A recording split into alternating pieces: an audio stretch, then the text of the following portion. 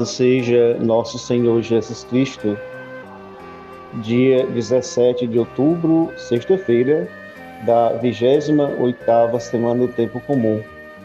Celebramos também hoje Santo Inácio de Antioquia, bispo e mártir.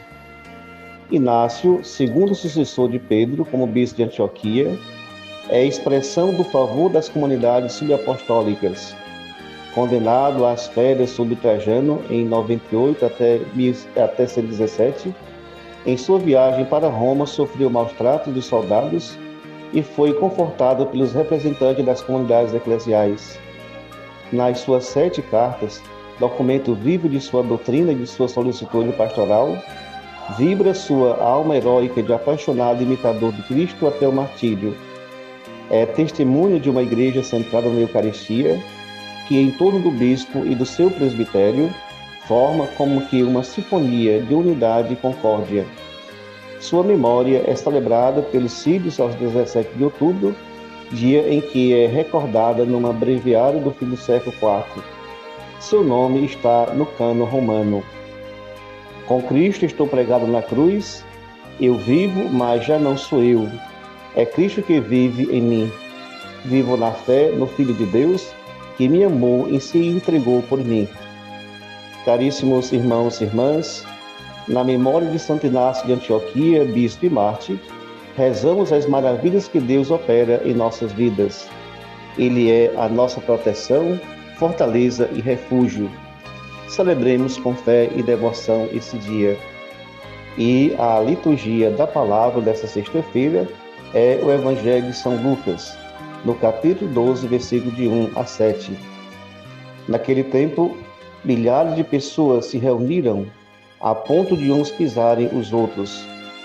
Jesus começou a falar primeiro a seus discípulos: tomai cuidado com o fermento dos fariseus, que é a hipocrisia. Não há nada de escondido que não venha a ser revelado, e não há nada de oculto que não venha a ser conhecido. Portanto, tudo o que tiverdes dito na escuridão será ouvido à luz do dia, e o que tiverdes pronunciado ao pé do ouvido, no quarto, será proclamado sobre os telhados. Pois bem, meus amigos, eu vos digo, não tenhais medo daqueles que matam o corpo, não podendo fazer mais nada do que isto. Vou mostrar-vos a quem deveis temer. Temei aquele que, depois de tirar a vida, tem o poder de lançar-vos no inferno. Sim, eu vos digo, a esse temei. Não se vendem 5 pardais por uma pequena quantia? No entanto, nenhum deles é esquecido por Deus. Até mesmo os cabelos de vossa cabeça estão todos contados. Não tenhais medo, vós valeis mais do que muitos pardais. Palavra da salvação. No trecho da carta aos Romanos, o apóstolo se recorda do patriarca Abraão para continuar e confirmar a doutrina da justificação pela fé.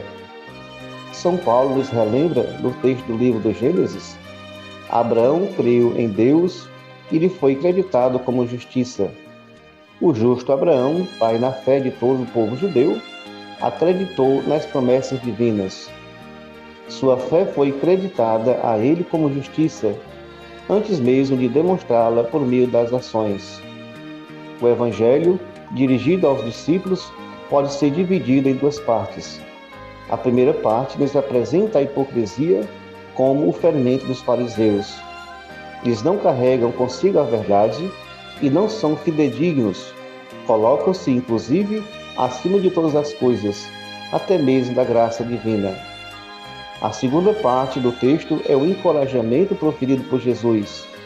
Seus discípulos não devem ter medo, pelo contrário, devem dar testemunho de sua fé.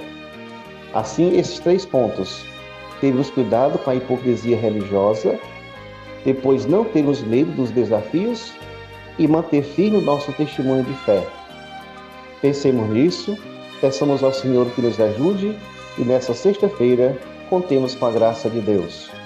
Até amanhã, se Deus quiser.